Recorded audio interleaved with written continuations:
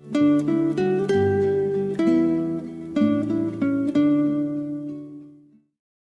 오늘도 신명기 19장에 기록된 이 말씀을 통해서 하나님께서 주시는 은혜를 우리가 함께 나누기를 원합니다. 오늘 이 신명기 19장에도 크게 보면 레위기 율법에 대한 모세의 설명이라고 할 수 있습니다. 한마디로 요약하면 이웃에 대한 규례라고 말할 수 있습니다. 내가 만나고 부딪히는 모든 사람들, 이 성도든 불신자든 이런 사람들 속에서 어떤 기준을 가지고 살아야 하는가, 이것을 오늘날 말로 표현하면 기독교 윤리라고도 할 수 있고 성경적인 윤리라고 할 수도 있을 것입니다. 이런 기준이 있는 사람과 이런 기준이 없는 사람은 그 삶의 방향이 다르고 이 삶의 열매가 다른 것입니다. 오늘도 이 하나님의 나라의 법, 이 율법의 말씀을 통해 이 하나님 마음을 깨달아 순종하는 삶을 살 때에 이 하나님의 말씀에 약속된 복을 받아 누리는 그런 성도들이 다 되실 수 있기를 바랍니다. 먼저 도피성에 대한 규례입니다. 신명기 19장 1절에서 13절까지 말씀에는요, 이 도피성에 대한 문제를 다루고 있습니다. 이 도피성에 대한 규례는 민수기 35장에도 기록이 되어 있습니다. 이 도피성에 대한 규례는 실수로 사람을 죽였을 때 그 가족이나 친족들의 이 복수를 막기 위해 이 살인자가 피할 수 있는 성이라고 할 수 있습니다. 이 가나안 땅에는 요단강을 중심으로 동편에 3개, 서편에 3개, 이 총 6개의 도피성을 만들어서 이 부지 중에 오살한 자들이 피할 수 있도록 성을 마련해 두었습니다. 그래서 4절 말씀에 보시면 살인자가 그리로 도피하여 살만한 경우는 이러하니 곧 누구든지 본래 원한이 없이 부지 중에 그 이웃을 죽인 일이라고 규정을 하고 있습니다. 여기 부지 중에라는 말은 지식이 없이, 모르고, 실수로, 정신없이, 옹겁결에, 미워하거나 원한이 없이 라는 뜻입니다. 오늘날의 법으로 말하면 과실치사라고 할 수 있습니다. 그리고 5절 말씀에 보시면 예를 들어 놓았습니다. 가령 사람이 그 이웃과 함께 벌목하러 살림에 들어가서 손에 도끼를 들고 벌목을 하려고 찍을 때에 이 도끼가 자루에서 빠져 그의 이웃을 맞춰 그를 죽게 함과 같은 것이라. 이런 사람은 그 성읍 중 하나로 도피하여 생명을 보존할 것이니라 라고 말씀을 합니다. 여러분, 사람이 특별히 원한이 없이 자기 일을 열심히 하다가 실수로 사람을 죽였을 때 이 가족들이나 친족들에게 오해를 받게 됩니다. 이때 법적인 조치를 하지 않으면 이 복수심에 불탄 가족들이 또 이 사람을 죽일 수 있는 것입니다. 그리고 이 고대 시대에는 고엘이라는 법이 있었습니다. 이 고엘이라는 법은 이 가족과 친족의 이 기업을 물어주는 법입니다. 가족과 친족을 보호하기 위한 법인데요. 만약에 가족이나 친족이 어려움을 당하거나 죽임을 당하게 되면 반드시 복수를 하는 법을 말하는 것입니다. 성경에도 보시면 이 아브라함이 조카 롯이 붙잡혀 갔을 때 이 318명의 군사를 데리고 찾으러 가지 않습니까? 이게 고헬의 법입니다. 또 야곱의 아들 레위와 시몬이 이 디나가 강간을 당했을 때 복수를 하지 않습니까? 이것도 고헬의 법입니다. 그처럼 이 당시에는 이 복수하는 것이 의무이자 암묵적인 법이었습니다. 근데 이것을 규정된 법으로 막지 않으면 계속해서 싸움이 일어나고 결국은 전쟁이 일어날 수도 있습니다. 사실 고대의 많은 전쟁들이 이렇게 해서 일어난 것입니다. 이렇게 계속해서 복수에 복수를 거듭하다 보면 결국 힘 있는 가족이나 공동체만 남게 되겠죠. 그것은 공의도 아니고 모두가 평안을 누리는 것도 아닙니다. 그래서 이런 감정에 치우친 복수를 막고 죄가 없는 사람들을 보호하는 장치가 필요한 것인데 그게 바로 도피성입니다. 그렇다 10절 말씀에 보시면 무지한 자의 피를 흘리지 않도록 하나님께서 보호하시는 것이라고 말씀을 합니다. 그러나 11절에서 12절까지 말씀해 보시면 만약에 고의로 계획적으로 악함을 가지고 사람을 죽인 자는 어떻게 해야 하느냐? 반드시 심판을 해야 합니다. 그러니까 설사 도피성에 도망했다 할지라도 그 사람은 찾아내어서 심판하라고 말씀을 하고 있습니다. 여러분, 이 고의로 이 사람의 피를 흘린 자가 이 공동체 가운데 있으면요, 그 죄 때문에 이 공동체가 복을 받지 못하게 됩니다. 그러므로 그런 사람들을 제거하게 될 때 복을 받게 됩니다. 여러분, 13절 말씀에 보시면 네 눈이 그를 긍휼히 여기지 말고 무지한 피를 흘린 죄를 이스라엘에서 제하라. 그리하면 네게 복이 있으리라 라고 말씀을 합니다. 여러분, 이 공동체 전체의 복을 위해서 죄인들은 가려내야 할 것을 말씀을 하는 것입니다. 이렇게 죄가 없는 자는 법이 보호를 하고 죄가 있는 자는 반드시 심판을 함으로 이 공의를 행할 때 그 공동체가 복을 받게 되는 것입니다. 그러면 어떤 복이 임하느냐? 여러분, 평화의 복이 임하게 되는 것입니다. 내 가족, 우리 공동체도 공의를 행하고 생명을 존중히 여길 때 온 나라가 평안을 누리게 되는 것입니다. 그리고 14절 말씀에는 이웃의 경계표를 옮기지 말라고 말씀을 합니다. 여러분, 이 이웃의 경계표라는 것은 하나님께서 주신 이 기업의 경계를 표시하는 돌입니다. 이것은 하나님께서 각자에게 준 기업이고 또 각자에게 주신 하나님의 복입니다. 그런데 사람이 이것을 탐을 내어서 옮기게 되면 결국은 다툼과 분쟁이 일어나고요, 서로가 서로를 불신하게 되는 싸움이 일어나게 될 것입니다. 여러분, 이 하나님께서 주신 이 기업은 사람들이 마음대로 빼앗아갈 수 없고 또 가져갈 수도 없는 것입니다. 하나님께서 나눠주신 것을 빼앗는 것은 결국 하나님의 것을 훔치는 것이 되기 때문에 이 하나님의 심판을 받게 될 것입니다. 여러분, 우리 각자에게는 하나님께서 주신 생명이 있습니다. 그리고 이 생명에는 반드시 사명이 있고 또 이 사명을 감당하기 위해서 하나님께서 주신 기업이 있습니다. 내 성격, 내 지혜, 내 재능, 내 가족들, 내 친족들, 그로 인해서 생기는 내 직장, 또 내 사업도, 이 모든 것이 하나님께서 내게 주신 기업입니다. 그런데 사람들은 내게 주신 것을 잘 관리하고 누리기보다는 다른 사람의 것을 탐을 내고 시기하고 질투하다가 그것을 힘으로 또는 속여서 빼앗게 되면 이것이 바로 이웃의 경계표를 옮기는 것과 같은 것입니다. 하나님께서 각자에게 나눠주신 것을 우리 마음대로 훔치고 빼앗으면 결국 다툼과 분쟁과 싸움이 일어나게 되는 것입니다. 그러므로 하나님을 믿고 신뢰하는 사람이라면 내게 주신 것을 감사할 줄 알고요, 또한 내게 주신 이 기업이 얼마나 크고 풍성한 것인가를 볼 수 있는 영적인 눈이 필요한 것입니다.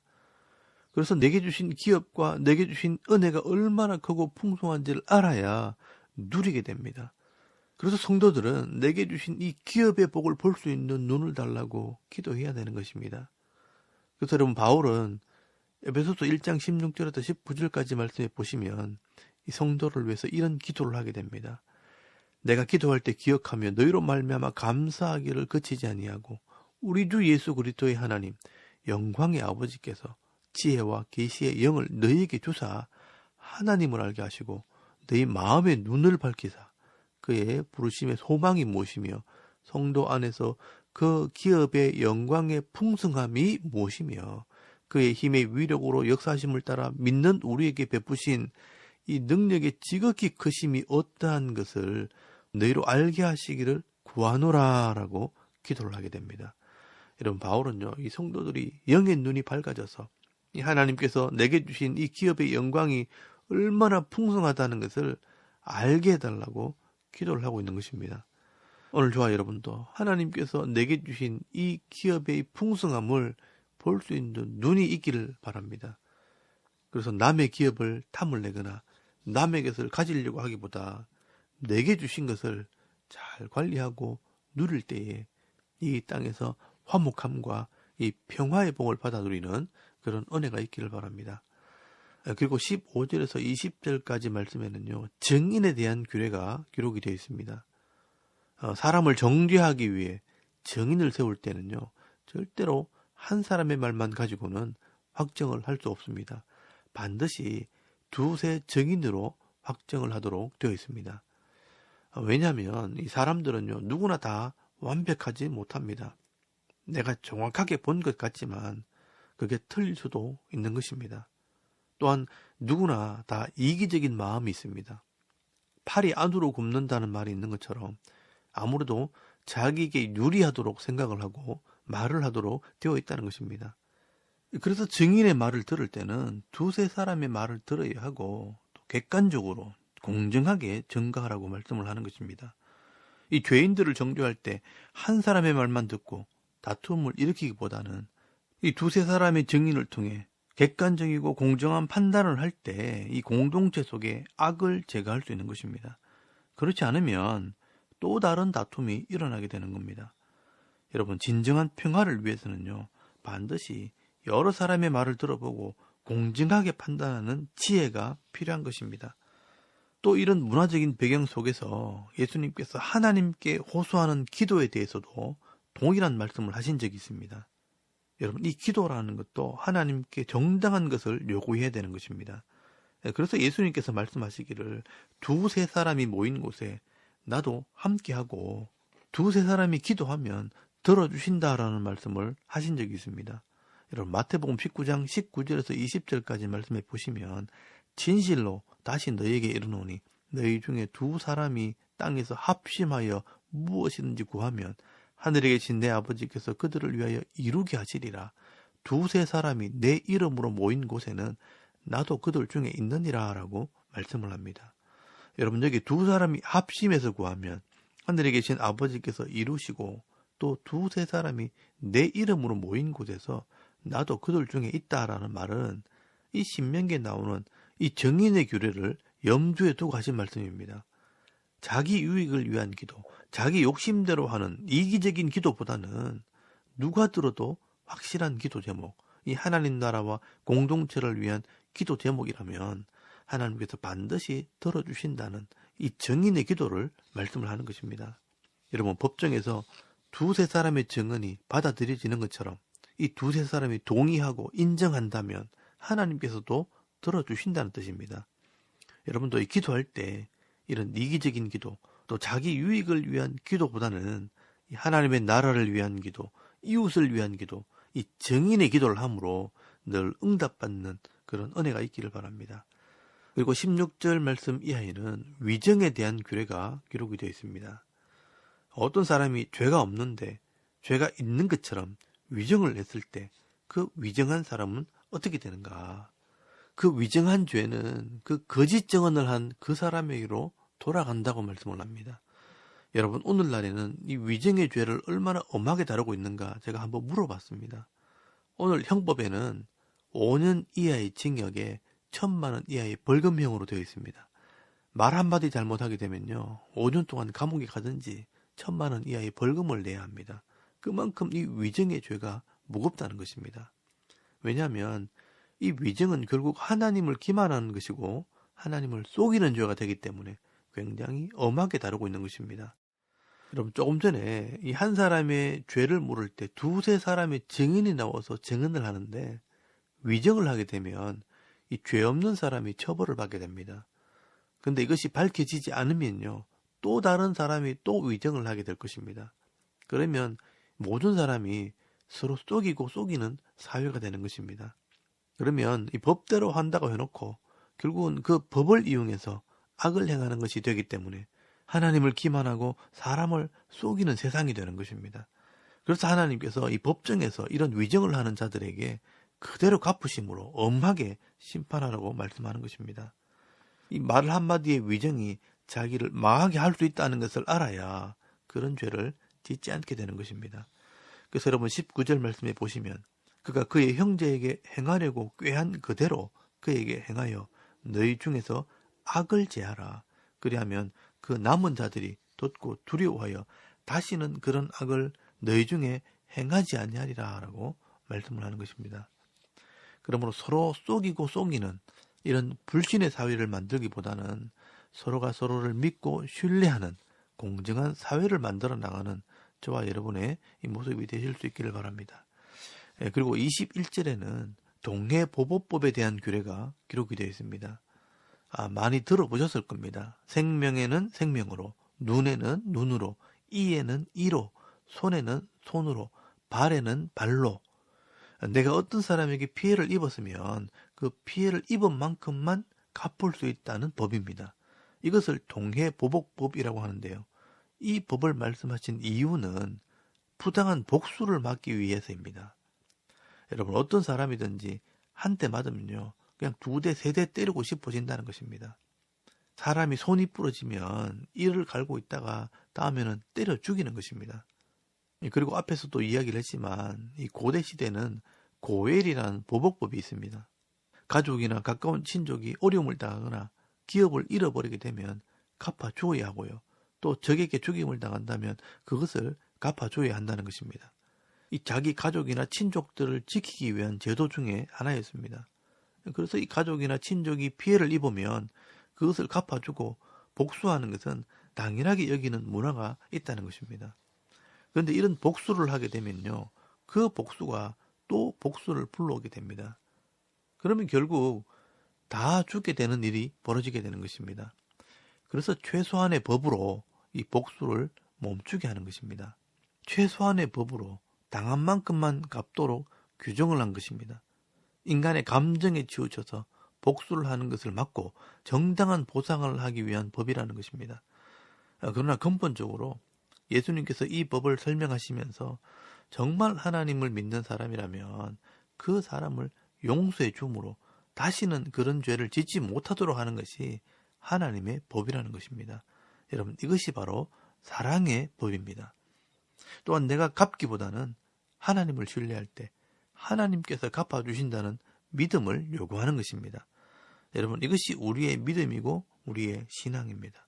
결국은 하나님께서 갚아주신다는 것을 우리가 믿는 것입니다. 그래서 여러분, 마태복음 5장 38절에서 42절까지 말씀해 보시면 예수님께서 동해보복법을 주신 이유를 설명을 합니다. 또 눈은 눈으로 이는 이로 갚으라 하였다는 것을 내가 들었으나 나는 너에게 이르노니 악한 자를 대적하지 말라. 누구든지 네 오른편 뺨을 치거든 왼편도 돌려대며 또 너를 고발하여 속옷을 가지고자 하는 자에게 겉옷까지라도 가지게 하며 또 누구든지 너를 억지로 오리를 가게 하거든 그 사람과 심리를 동행하고 네게 구하는 자에게 주며 네게 꾸고자 하는 자에게 거절하지 말라라고 말씀을 합니다. 여러분, 여기 보시면요, 보복하는 사람은 악한 자요, 또 뺨을 치려고 하는 사람은 대적자들입니다. 이런 사람과 똑같이 복수하고 뺨을 때리면 똑같이 악한 자로 심판을 받게 된다는 것입니다.